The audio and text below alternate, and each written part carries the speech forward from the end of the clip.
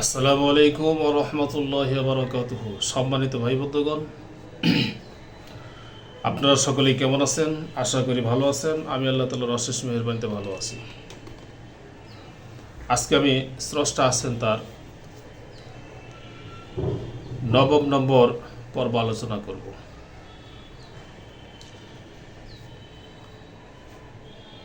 এই পর্বে আমি আলোচনা করব মহাগ্রন্থ কোরআনুল কারীমকে নিয়ে। আল্লাহ তাআলা আছেন তার মহাপ্রমাণ হলো মহাগ্রন্থ কোরআনুল কারীম। এক নম্বর প্রমাণ, এই পৃথিবীতে যত বই আছে প্রত্যেকটি বইয়ের লেখক আছে, লেখক ছাড়া কিন্তু কোনো বই নাই। তাহলে মহাগ্রন্থ কোরআনুল কারীম, তাওরাত, জবুর, ইনজিল, এগুলা লেখক কে? পৃথিবীর কেউ কি দাবি করেছে এগুলা আমি লিখছি এরকম কেউ দাবি করেছে? দাবি করে নাই। দাবি করছে কে? কেবলমাত্র তিনি, যিনি আসমান, জমি, চাঁদ, সূর্য, সাগর, সমুদ্র, জীব, জানোয়ার, পশুপাখি, গাছপালা, বৃক্ষরাজি, তরুলতা, আগুন, পানি, মাটি, বাতাস, জিন, ইনসান, ফেরেশতা, গোটা সৃষ্টি করে যিনি স্রষ্টা, কেবলমাত্র তিনি দাবি করেছেন আমি এই কোরআনকে নাজিল করেছি, এটি আমার বাণী। তাওরাত, জবুর, ইনজিল এগুলো আমার বাণী। তাহলে স্রষ্টা আছেন কিনা? 100% স্রষ্টা আছেন।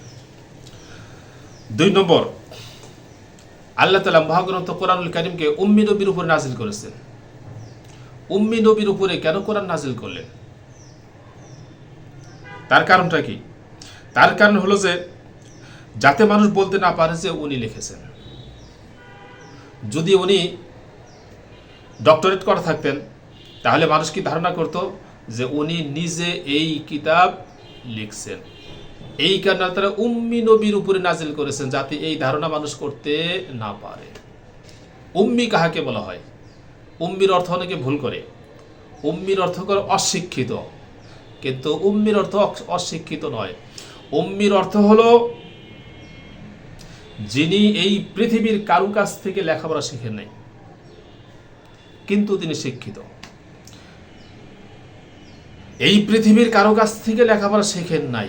আবার রাসূল সাল্লাল্লাহু আলাইহি ওয়াসাল্লাম, আল্লাহ পাক নিজে তাকে শিক্ষা দিয়েছেন। আবার রাসূলের শিক্ষক আল্লাহ তাআলা নিজে। আল্লাহ রাসূল সাল্লাল্লাহু আলাইহি ওয়াসাল্লাম হাদিসে ইরশাদ করেছেন, আল্লামানি রব্বি ফাহসানা তালিমি। আমার প্রভু আমাকে শিক্ষা দিয়েছেন, জ্ঞান শিক্ষা দিয়েছেন, অতএব খুব সুন্দর জ্ঞান আমাকে শিক্ষা দিয়েছেন। এবং আল্লাহ রাসূল বলেন, আদাবানি রব্বি ফাহসানা তাদিবি। আমার প্রভু আমাকে আদব শিক্ষা দিয়েছেন, অতএব সর্বোচ্চ আদব, যেটা উৎকৃষ্ট মানের আদব, সে আদবে আমাকে শিক্ষা দিয়েছেন। আল্লাহু আকবার। তাহলে আমার রাসূল সাল্লাল্লাহু আলাইহি ওয়াসাল্লাম তিনি উম্মি ছিলেন, অশিক্ষিত ছিলেন না। উম্মির মানে হলো এই পৃথিবীর কারো কাছ থেকে তিনি লেখাপড়া করেন নাই, কারো কাছ থেকে জ্ঞান অর্জন করেন নাই। আল্লাহু আকবার। এই পৃথিবীর মানুষের কাছ থেকে তিনি জ্ঞান অর্জন করেন। তার কারণটা কি? তার কারণ হলো এই পৃথিবীর মানুষ, তিনাকে জ্ঞান দেওয়ার মতো কেউ নাই। আল্লাহ পাক তিনাকে গোটা সৃষ্টিকুলের উপরে শ্রেষ্ঠত্ব দান করছেন, মর্যাদা দান করছেন। কাজে তাকে কে জ্ঞান শিক্ষা দিবে? এই কারণে আল্লাহ রাব্বুল আলামিন এই পৃথিবীর কারো দ্বারাই তাকে শিক্ষা দেন নাই। এই পৃথিবীর কেউ তার শিক্ষক হওয়ার যোগ্য নয়। তাহলে 2 নম্বর প্রমাণটা কি? আল্লাহ তার প্রমাণ, সেটা হলো মহাগ্রন্থ কোরআনুল কারীম আল্লাহ রাব্বুল আলামিন যেটা নাজিল করেছেন উম্মি নবীর উপরে। উম্মি নবীর উপরে কারণ নাজিল হওয়ার কারণ হলো যে মানুষ যাতে এটা ভালোভাবে বুঝতে পারে যে উম্মি নবীর উপরে কোরআন নাজিল হয়েছে। উনি এটা নিজে লেখেন নাই, ওনার লেখার মতো কি নাই, লেখার মতো ওনার সামর্থ্য নাই, উনি লেখা শিখেনি নাই। আল্লাহু আকবার। 3 নম্বর প্রমাণ, সাহিত্যিকগণ, পণ্ডিতগণ যাহা পারেন নাই, উম্মি নবী তাহা কিভাবে পারলেন? তার জন্য কিভাবে সম্ভব? এই কোরআন যখন নাজিল হয়েছে,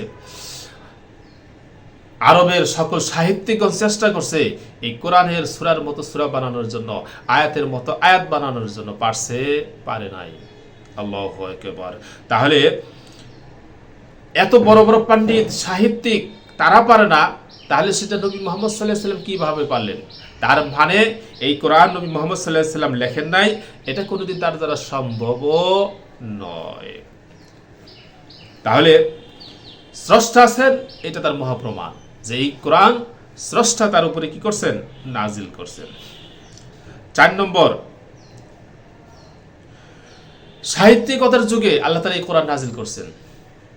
সাহিত্যিকতার যুগ, তাহলে সাহিত্যিকতার যুগে আল্লাহ তাআলা কোরআনুল কারীম নাজিল করলেন। সাহিত্যিকতার যুগে আল্লাহ তাআলা কোরআন নাজিল করলেন। সাহিত্যিকতার যুগে আল্লাহ তাআলা কোরআনুল কারীম নাজিল করছেন, কিন্তু সাহিত্যিকগণ কোরআনের মতো কোরআন রচনা করতে ব্যর্থ কেন? যেহেতু তারা সাহিত্যিক, আরবি ভাষার উপরে তারা পাণ্ডিত্য অর্জন করেছে, কিন্তু কোরআনের মতো কোরআন তারা বানাইতে পারে না। তার মানটা কি? তার মানে এই কোরআনটা নবী মুহাম্মদ বানায় নাই। একে তো নবী মুহাম্মদ বানায় না, তার 100% প্রমাণ হলো তিনি উম্মি। 2 নম্বর প্রমাণ হলো যে পণ্ডিতগণ, সাহিত্যিকগণ এই কোরআনের মতো কোরআন বানাইতে ব্যর্থ, অথচ তাদের মাতৃভাষায় নাজিল হয়েছে, যেই ভাষার উপরে তারা পাণ্ডিত্য অর্জন করেছে, কিন্তু তারপরেও কোরআনের মতো তারা বানাইতে পারে। তার মানে কোরআন মুহাম্মদ সাল্লাল্লাহু আলাইহি সাল্লাম কি করেন নাই? বানায় নাই। এটা মুহাম্মদ সাল্লাল্লাহু আলাইহি সাল্লাম যেই এক খোদার দিকে মানুষকে আহ্বান করতেছেন, ডাকতেছেন, সেই খোদা এই কোরআনুল কারীমকে নবী মুহাম্মদ সাল্লাল্লাহু আলাইহি সাল্লামের উপরে নাজিল করেছেন। 5 নম্বর যুক্তি, আল্লাহ তাআলা কোরআনুল কারীম নাজিল করেছেন, এই কারণে কোরআনুল কারীম আল্লাহ তাআলা চ্যালেঞ্জ ছুটছেন। একবার নয়, দুইবার নয়, অনেকবার। আল্লাহ তাআলা বলেন, ওয়া ইন কুনতুম ফি রাইবিম মিম্মা নাযালনা আলা আবদিনা ফাতু বিসূরাতিম মিন মিসলি ওয়াদউ শুহাদাআকুম মিন দুনিল্লাহি ইন কুনতুম সাদিকিন। আল্লাহু আকবার। আল্লাহ রাব্বুল আলামিন বলেন, তোমরা যদি আমি যেই কিতাব নাজিল করেছি আমার বান্দার উপরে, এই ব্যাপারে যদি তোমরা সন্দেহের মধ্যে থেকে থাকো, তাহলে তোমরা এই কিতাবের মধ্যে যে সূরাগুলো আছে, এই সূরাগুলোর মতো সূরা প্রস্তুত করো। আল্লাহ তাআলা তো চ্যালেঞ্জ দিয়ে দিয়েছেন, কিন্তু সারা বিশ্ববাসী কি পারছে কোরআনের সূরার মতো সূরা বানাইতে সক্ষম হয়েছে? হয় নাই। অন্য আল্লাহ তাআলা বলেন, কুল লাইন ইজতামাআতিল জিন্নু ওয়াল ইনসু আলা আন ইয়াতু বিমিসলি হাযাল কুরআন লা ইয়াতুনা বিমিসলিহি ওয়ালাউ কানা বা'দুহুম লিবা'দিন যাহিরা। আল্লাহ তাআলা বলে, সারা পৃথিবীর সমস্ত জিন ইনসান মিলেও যদি চেষ্টা করো এই কোরআনুল কারীমের মতো বানাইবা, এই কোরআনের সূরার মতো বানাইবা, আল্লাহ তাআলা বলতেছেন পারবে না, পারবে না, পারবে না। সুবহানাল্লাহি বিহামদিহি। আমার ভাইরা, আল্লাহ রাব্বুল আলামিন এত শক্তভাবে কিভাবে বলেন? তার কারণটা কি? তার কারণ হলো আল্লাহ তাআলা এই কোরআন নাজিল করেছেন। আল্লাহ তাআলা জানেন যে আমি মানুষকে কতটুকু ক্ষমতা দিয়েছি।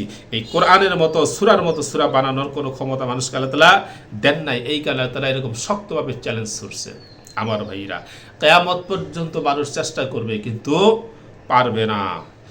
আজকে 1450 বৎসর অতিক্রম হয়ে গেছে, পারছে? পারে নাই। 6 নম্বর,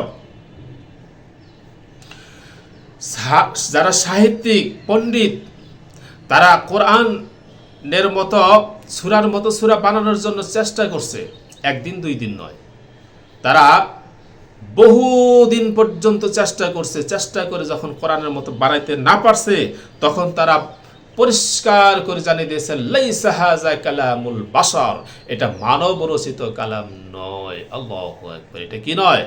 মানব রচিত কালাম নয়। আল্লাহু আকবার। আমার ভাইরা, 8 নম্বর পয়েন্ট,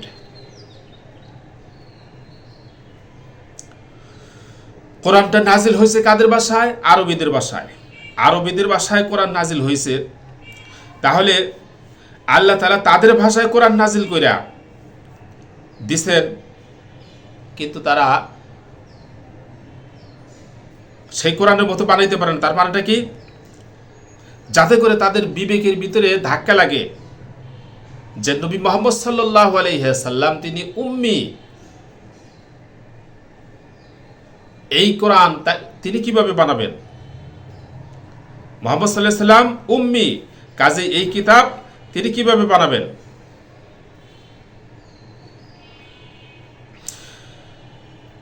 যাতে করে তাদের বিভাগে এটা ধাক্কা লাগে যে নবী মুহাম্মদ সাল্লাল্লাহু আলাইহি ওয়াসাল্লাম উম্মি, তিনি যদি বানাইতে পারেন তাহলে আমরা কেন বানাইতে পারবো না?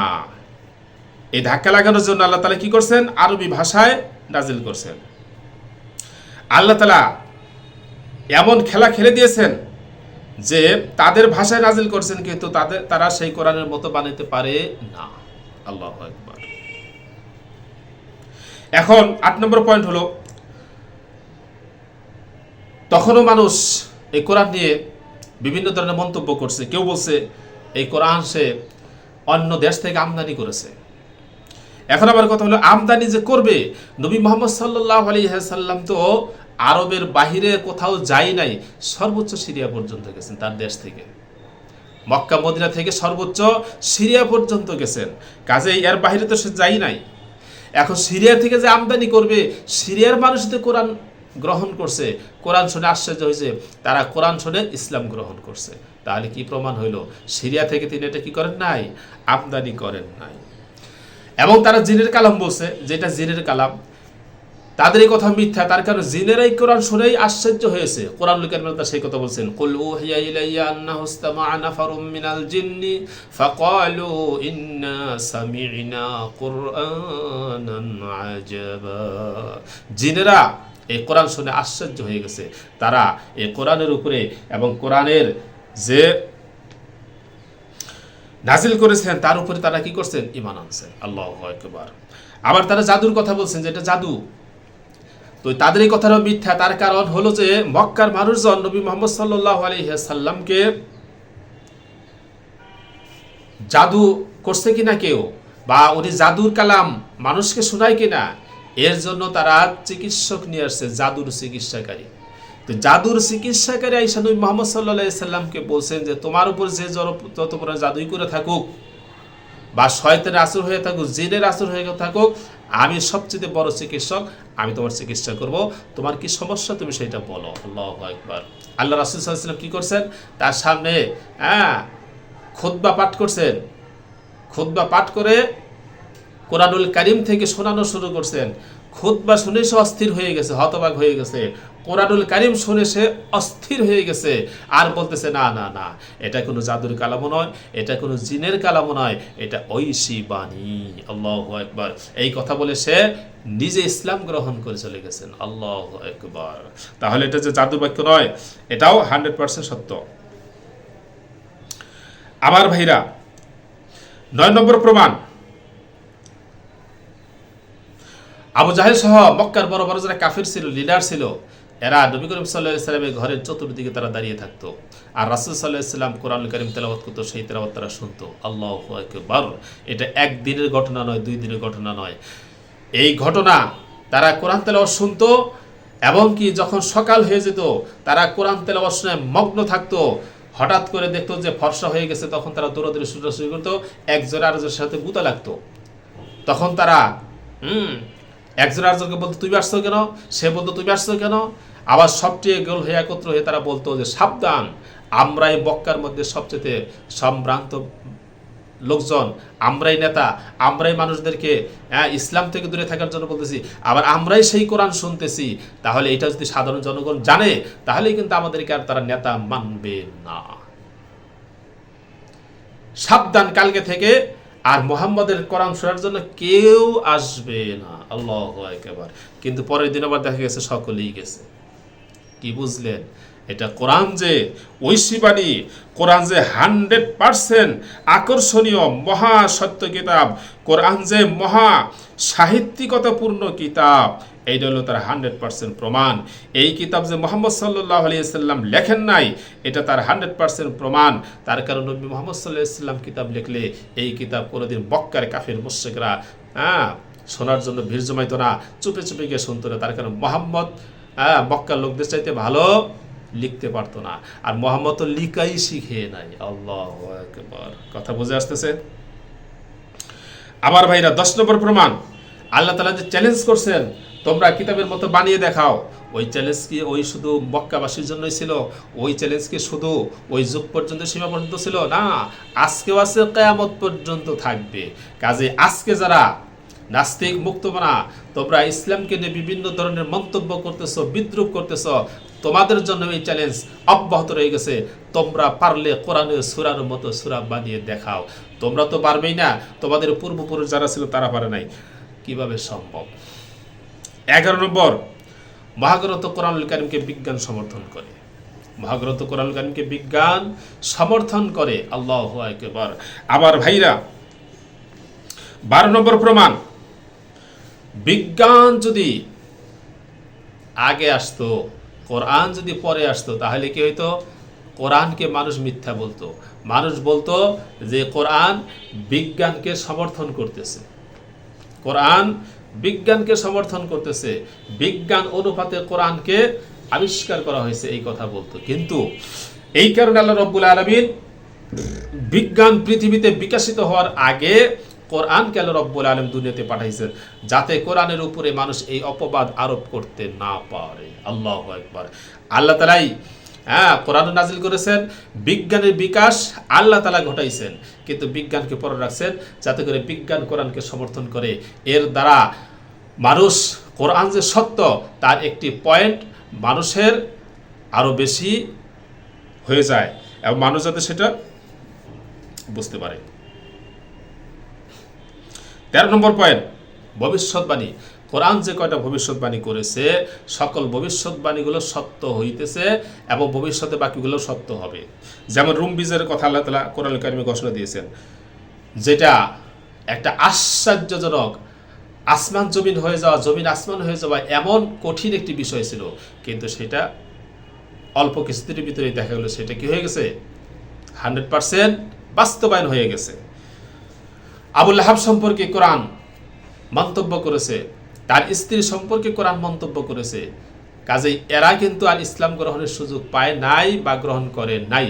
এরা যদি ইসলাম গ্রহণ করতো তাহলে কি হইতো? কোরআন মিথ্যা হয়ে যেত। আমার ভাইরা, 13 নম্বর গেল। 14 নম্বর হলো, আজকে নাস্তিকগণ বলে কোরআনে ভুল আছে। একই নাস্তিক কি বলে? কোরআনে ভুল আছে। আমি বলবো যে কোরআন নিয়ে যেই যুগে নাজিল হয়েছে সেই যুগে কাফের মুশরিকগণ বিভিন্ন ধরনের মন্তব্য করেছে। এটা জিনের কালাম, এটা জাদুর কালাম, মোহাম্মদ নিজে বানাইছে বা কোথাও থেকে আমদানি করছে, বিভিন্ন কিছু বলছে বটে, কিন্তু এই কোরআনে ভুল আছে বা এর মধ্যে সাহিত্যিকতা কমতি আছে, এই কথা বলার তারা সাহস পায় নাই। তার কারণ তারা নিজেরা দেখতেছে যে এই কোরআন সাহিত্যিকতায় পরিপূর্ণ, যার কারণে এই সাইটে তারা কোনো ভুল ধরতে পারে নাই। আর আজকে নাস্তিকগণ যারা কোরআন সম্পর্কে অজ্ঞ, ইসলাম সম্পর্কে অজ্ঞ, যারা আরবি ভাষা সম্পর্কে বিন্দু পরিমাণে জ্ঞান অর্জন করে নাই, মূর্খ, এরা বলে কোরআনে ভুল আছে। মূর্খই কিভাবে কোরআনে ভুল ধরে? যারা পণ্ডিত ছিলেন তারা যেই ভুল ধরতে পারে নাই, তার মানে এগুলো সম্পূর্ণ গাঁজাখড়ি এবং চাপায় জোরে এই সকল মিথ্যা কথাগুলো কোরআনের উপর চাপিয়ে দেওয়ার চেষ্টা করতেছে। 15 নম্বর, মানুষ কোরআনের মতো বানাইতে পারে নাই কেন? আরবি ভাষাই তো, কিন্তু পারে নাই কেন? তার কারণটা কি? তার কারণ একটাই, সেটা হলো আল্লাহ তাআলা মানুষের বিবেকের মধ্যে তালাবদ্ধ করে তালা লাগিয়ে দিয়েছে। বিবেকের তালা লাগিয়ে দিয়েছে, আল্লাহ তাআলা বিবেকটাকে লক করে দিয়েছেন। লক, কথা বুঝছেন নাই? কোরআনের মতো কোন সূরা তোমরা বানাইতে পারবেন না, আল্লাহ তাআলা লক করে দিয়েছেন। যার কারণে কিয়ামত অবধি মানুষ যতই চেষ্টা করুক কোরআনের সূরার মতো সূরা বানাইতে পারবেন না। আল্লাহ তাআলা মানুষের বিবেক সৃষ্টি করেছেন, বিবেকের তালা মেরে দেওয়া, লক করা, এটা আল্লাহ তাআলার জন্য সম্ভব। আল্লাহ তাআলা লক করে দিয়েছেন, যার কারণে আরবি ভাষা হইলে কি হবো? আরবি সাহিত্যিক পণ্ডিতগণ এই কোরআনের সূরার মতো সূরা প্রস্তুত করতে অক্ষম। আল্লাহু আকবার। আবার ভাইরা, 16 নম্বর, এই কারণে আল্লাহ রাব্বুল আলামিন বিশ্ববাসীকে ক্লিয়ার ভাবে বলে দিলেন, কোরআনের মতো বানাও, আর যদি না বানাইতে পারো তাহলে বিশ্বাস করে নাও আমি নাজিল করেছি। বিশ্বাসও করবে না, বানাইতেও পারবে না, এত চাপাবাজি আর গায়ের জোর চলবে না। প্রস্তুত থাকো তাহলে সেই আগুনের মধ্যে জ্বলার জন্য, যেই আগুনের লাকড়ি হবে মানুষ আর পাথর। কি বললেন আল্লাহ তাআলা? কোরআন আমি নাজিল করছি, বিশ্বাস করো। আর বিশ্বাস না করো তাহলে বানাইয়া দেখাও। আর যদি বানাইতে না পারো তাহলে বিশ্বাস করো, বিশ্বাসও করবে না, বানাইতেও পারবে না, এত গোরামি চলবে না। তাহলে প্রস্তুত থাকো সেই জাহান্নামের আগুনে জ্বলার জন্য, যেই জাহান্নামের লাকড়ি হবে মানুষ আর পাথর। আল্লাহু আকবার। আমার ভাইরা, তাহলে আমি এখানে 16টি যুক্তি পেশ করলাম। কোরআন চিরসত্য, আর কোরআন যিনি নাজিল করছেন তিনি 100% আছেন চিরসত্য। নাস্তিকগণ আরেকটি বস্তু অবিশ্বাস করে, সেটা হলো কি জানেন? জিন জাতি। বলে যে জিন জাতি বলতে কিছু নাই, ওই যে দেখা যায় না, তাদের তো দাবি যা দেখে তা বিশ্বাস করি না। জিন জাতি দেখা যায় না, কয় জিন জাতি বলতে কিছু নাই। এই পৃথিবীতে যত মানুষ আছে, 800 কোটির উপরে মানুষ আছে, এর মধ্যে অন্তত কোটি কোটি মানুষ জিনকে চর্ম চোখে এই দুনিয়াতে দেখেছে, এমন মানুষ এই দুনিয়াতে বর্তমানে আছে। জিনকে চর্ম চোখে দেখেছে এই পৃথিবীতে এমন অসংখ্য মানুষ বর্তমানে, কোটি কোটি মানুষ বর্তমানে আছে, যারা সচক্ষে জিন দেখেছে, সচক্ষে শয়তান দেখেছে, সচক্ষে ভূত পেতনি দেখেছে। ভূত পেতনি শয়তান জিন সবগুলো এক। যারা জিনের মধ্যে খারাপ তারাই হলো শয়তান, আর ওই জিনের মধ্যে যারা খারাপ করে তারাই পেতনি, তারাই খারাপ শয়তান। এজন্য এগুলা যে চর্ম চোখে দেখেছে এমন কোটি কোটি মানুষ বর্তমানেও আছে, আর সেটাকে নাস্তিকগণ বলে এটা মিথ্যা কথা। জিন মিথ্যা নয়, এই সকল নাস্তিকগণ মিথ্যা।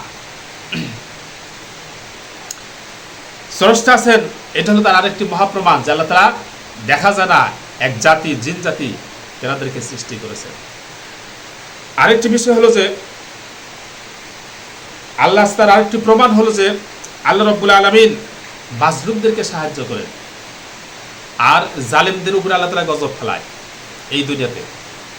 আপনারা বলতে পারেন যে কই অমুক জায়গায় তো জালেমের কিছু হইল না, অমুক জায়গায় তো জালেমের কিছু হইল না। আল্লাহ তাআলা কোরআনে কারিমের সাথে জানিয়ে দিয়েছেন এই দুনিয়াতে যদি জালেমের শাস্তি আল্লাহ পাক নাও দেয়, কিয়ামত অবধি, কিয়ামত পর্যন্ত যদি আল্লাহ পাক তাদেরকে অবকাশ দিয়েছেন, কিয়ামতের দিন শক্ত করে ধরবেন। কোন তালে আছেন আমার ভাইরা? কিন্তু এই দুনিয়াতে যে জালেমের শাস্তি হয় তার দুইটা নিদর্শন আমি আপনাদের সামনে তুলে ধরতেছি। একটা হলো যে আমি এক মসজিদে ইমামতি করেছি, ওইখানে মসজিদের সভাপতি সে আমাকে একটা ঘটনা শুনেছে। তার এলাকার গ্রামেরই একজন চেয়ারম্যানের ভাই, সে করছে কি, বাজারের মধ্যে একটা হিন্দু মহিলার একটা বাড়ি আছিল। এই মহিলার শুধু একটি মাত্র মেয়ে। সে কি করছে, হিন্দু মহিলার বাড়িটা জবরদখল দিছে এবং তার কাছ থেকে জোর করে লিখে নিছে। যার কারণে এই হিন্দু মহিলাটা, পাশেই হলো নদী, প্রতিদিন সকালবেলা নদীতে গোসল করে আর ভিজা কাপড় নিয়ে ভগবান ভগবান করে আকাশের দিকে 2 হাত তুলে দোয়া করে। যার ফলাফল কি হলো, যেই লোকটা বাড়ি দখল করেছিল এই লোকটার শরীরে এমন এক রোগ হলো, তার শরীরের গোশতগুলো পচে পচে খসে খসে পড়ে গেছে, মৃত্যুবরণ করছে। বাড়িতে তার গোশত পচার কারণে, গন্ধের কারণে মানুষ টিকতে পারে নাই। এটা হলো ওই মহিলার, হিন্দু মহিলার বদদোয়ার ফলাফল। আল্লাহ নবী হাদিসে ইরশাদ করেছেন, আল্লাহ তাআলা বলেন, আমি মাজলুম ব্যক্তি যদি কাফেরও হয় আমি তার দোয়া কবুল করে নিই। তো এই মহিলা কাফের হইলেও, মূর্তি পূজারী হইলেও আল্লাহ তাআলা তার দোয়া কবুল করে নিয়েছেন। আল্লাহু আকবার।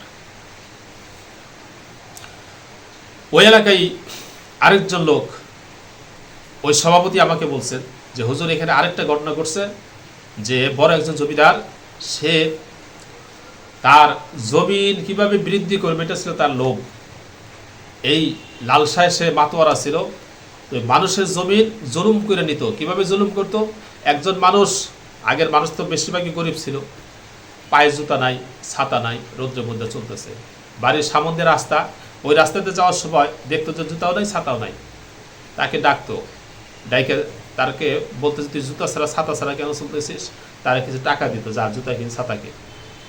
3-4 বছর পরে তাকে ডাকতো, ডাইকে বলতে যাই আমি যে টাকা দিছিলাম সেই টাকার সুদ আসল চক্রবর্তী সুদ সহ যে 10,000 হয়েছে, এখন 10,000 টাকা দে আর না জায়গা দে, কোনটা দিবি? 10,000 টাকা পাবো কই? তখন সে বাধ্য হয়ে তাকে জায়গা লিখে দেয়। এইভাবে সে জায়গা বৃদ্ধি করতে করতে শত শত পাখি জায়গার সে মালিক হয়েছে। এই লোকটা যখন মৃত্যুবরণ করলো, তার কবরের উপরে শূকরের ছবি বেশি উঠছে। তার কবরের উপরে মাটির উপরে শূকরের ছবি বেশি উঠে। একদিন বেশি উঠছে, ওইটাকে মুছে দিছে, মানুষের মধ্যে বলা বলি হয়েছে, শোনাশুনি হয়েছে। পরের দিন আবার বেশি উঠছে, এলাকার মানুষ সব দেখার জন্য আসছে, আবার মুছে দিছে। পরের দিন আবার বিশাল এলাকা জুড়ে খবর হয়ে গেছে, আবার সকালবেলা কি অবস্থা। এইভাবে বেশ কয়েকদিন যাবৎ করে শূকরের ছবি তার কবর উপর বেশি উঠছে। কি বুঝলে? ওই যে মানুষের কাছ থেকে জুলুম করছে, আল্লাহ পাক তার ফলাফল এই দুনিয়াতেই দেখাই দিয়েছে। আমার একটি জানা ঘটনা, এক লোক মহিলা তেল বিক্রি করে বাড়ি বাড়ি গিয়ে। তো এক লোকের প্রভাবশালী মানুষ তার বাড়িতে গেছে, যাওয়ার পরে তার বাড়িতে আত্মীয় আসছে, মেহমান আসছে। এই কারণে সে কি করছে, ওই মহিলার সাথে প্রভাব খাটাইছে, তার সাথে জঘন্য আচরণ করছে। এই মহিলা ঘাড়ে ধরছে, ঘাড়ে ধরে তাকে বাড়ি থেকে বের করে দিয়েছে। এই মহিলা আশেপাশে কয়েকবারই তেল বিক্রি করছে আর শুধু কাঁদছে। তারপরে দেখা গেল কি, কিছুদিন পরেই এই মহিলা, এই লোকটার ঘাড়ের মধ্যে টিউমার হইল না কি হইল, ঘাড় বাঁকা হয়ে গেল। এবং এত পরিমাণে চিকিৎসা করলো, কিন্তু সেই কোনো চিকিৎসায় কাজ হলো না। শেষ পর্যন্ত এই রোগেই সে মৃত্যুবরণ করলো। ওই যে ওই মহিলার উপর জুলুম করছিল, তার ঘাড়ের মধ্যে শক্ত করে ধরে তাকে ব্যথা দিয়েছিল, অপমান করেছিল, এর ফলাফল হলো ঘাড়ের ব্যথায়, ঘাড়ের রোগেই সে মৃত্যুবরণ করলো। এই দুনিয়াতে আল্লাহ তাকে দেখেছে। আমি এক লোকের সাথে আলোচনা করেছি, সে আমাকে নিজে বলতেছে যে হুজুর, আমার উপরে মানুষের বদদোয়া লাগছে, তার প্যারালাইসিস হয়ে গেছে। আমি তারে ধরে ধরে হাঁটাইতাম, সে বলতো যে আমার মানুষের বদদোয়া লাগছে। সে নিজে বুঝতে পারছে যে মানুষের উপর জুলুম করছে, সেই জুলুমের বদদোয়া তার উপর লাগছে। কাজেই জালেম মাজলুমের বদদোয়ায় যে সে ধ্বংস হয়, এটাই দুনিয়াতে আল্লাহ পাক বহু দেখাই দিয়েছেন। আল্লাহ পাক তার দোয়া কবুল করেন। কাজেই স্রষ্টা যদি না থাকে এগুলো হতো না। আরেকটি হলো যে স্বপ্ন, অসংখ্য পরিমাণ স্বপ্ন মানুষ এই দুনিয়াতে দেখে, যার সত্যতা মানুষ নিজের অনুধাবন করতে পারে, তার স্বপ্ন সত্য হয়েছে। নাস্তিকদের জিজ্ঞেস করলে নাস্তিকরা বলে কি, এই দিকে ওই দিকে ঘুরাইতে ঘুরাইতে ঘুরাইতে ঘুরাইতে এই প্রশ্নের জবাবই মানুষ ভুলায় ফেলায়। এক মহিলা নাস্তিককে জিজ্ঞেস করছে, আসিফ মহিউদ্দিনকে, যে আমি যে স্বপ্ন দেখছি, আমার স্বপ্ন যে সত্য হয়, তার এই কথা সেই কথা কোন দিক দিয়ে ঘুরাইতেছে ঘুরাইতে ঘুরাইতে সে মহিলা প্রশ্ন ভুলে গেছে। স্বপ্ন সত্য হওয়া এটা কেবলমাত্র আল্লাহ তাআলার পক্ষ থেকে। স্বপ্ন দুই রকমেরই আছে, শয়তানের পক্ষ থেকে স্বপ্ন হয়, আল্লাহ তাআলার পক্ষ থেকে। সত্য স্বপ্ন, ভালো স্বপ্ন যেগুলা, এগুলো কিন্তু শয়তানের পক্ষ থেকে না হয় না, এগুলো সব স্রষ্টার পক্ষ থেকে হয়। স্রষ্টা আছেন, তার মহাপ্রমাণ। আজকে আমি 9 নম্বর পর্ব আলোচনা করলাম। এই ধরনের অসংখ্য পরিমাণে পর্ব আলোচনা আছে, যার মধ্যে 100% স্রষ্টা আছে, প্রমাণিত। এই জন্যে স্রষ্টা যা আছে সেটা তো আমি ডাইরেক্ট প্রমাণ দিয়ে দিছি, আগেই চর্মচোখে বিবেকের চোখ দ্বারা দেখাই দিয়েছি। কাজেই এখন আর এই সমস্ত আলোচনাগুলো আমি অতিরিক্ত করলাম। স্রষ্টাকে তো আমি বিবেকের চক্ষু দ্বারা আগেই দেখিয়ে দিয়েছি, অসংখ্যবার, একবার দুইবার নয়, অসংখ্যবার স্রষ্টাকে বিবেকের চক্ষু দ্বারা দেখিয়ে দিয়েছি। কাজে এই আলোচনাগুলা অতিরিক্ত করলাম, এই প্রমাণগুলা অতিরিক্ত দিলাম। এই কারণেই নাস্তিক ভাইরা কিয়ামত পর্যন্ত চেষ্টা করে আমি যেই দলিলগুলো উপস্থাপন করেছি, এই একটি দলিলে খণ্ডন করার মতো সৎ সাহস কোনো নাস্তিকের কিয়ামত পর্যন্ত হবে না ইনশাআল্লাহ। কাজেই আমি নাস্তিক ভাইদেরকে বলবো, আপনারা এতদিন হয়তো ভুলের উপর ছিলেন, কিন্তু এখন যেহেতু স্রষ্টা আছে, তার 100% প্রমাণ আপনাদের সামনে উপস্থাপন হলো, কাজে আপনারা সঠিক পথে ফিরে আসেন। আপনারা সত্যের পথে ফিরে আসলে আপনাদের চামড়া জাহান্নামের আগুন দিয়ে বাঁচবে। আর আপনারা যেটা ধারণা করতেছেন যে আপনারা কোরআন ইসলামের বিরোধিতা করে ইসলামের ক্ষতি করে ফেলবেন, শোনেন, ক্ষতি আপনার হবে। আর যদি কেউ আপনার কথা ঈমান ছেড়ে দেয়, ক্ষতি তার হবে। কিন্তু এছাড়া ইসলামের কোনো ক্ষতি নাই, আল্লাহরও কোনো ক্ষতি নাই। সারা পৃথিবীর সকল মানুষ যদি আল্লাহকে আল্লাহ নাফরমানি করে, আল্লাহকে অস্বীকার করে, তাতে আল্লাহ তাআলা বিন্দু পরিমাণও ক্ষতি হবে না। তার কারণ আল্লাহ তাআলা এই মাখলুকের কি নয়, সৃষ্টিগুলোর মুখাপেক্ষী নন। যে আল্লাহ তাআলার সাথে শত্রুতা পোষণ করবে তার ক্ষতি হবে। ফেরাউন শত্রুতা পোষণ করছে, নমরুদ শত্রুতা পোষণ করছে, আবু জাহেল শত্রুতা পোষণ করছে, তাদের ক্ষতি হয়েছে, কিন্তু আল্লাহ তাআলার কোনো ক্ষতি নাই। এই কারণে আপনাদের চামড়া যদি জাহান্নামের আগুন থেকে বাঁচাইতে চান, এই সমস্ত প্রমাণগুলো আপনারা 1 থেকে নিয়ে 9 পর্যন্ত পুরাটা আপনারা ভালো করে শুনেন। ইনশাআল্লাহ আপনাদের বিবেক 100% স্রষ্টা আছে, এই কথা বলতে বাধ্য হবে। আজকের মতো আলোচনা এই পর্যন্তই। আসসালামু আলাইকুম ওয়া রাহমাতুল্লাহি ওয়া বারাকাতুহু।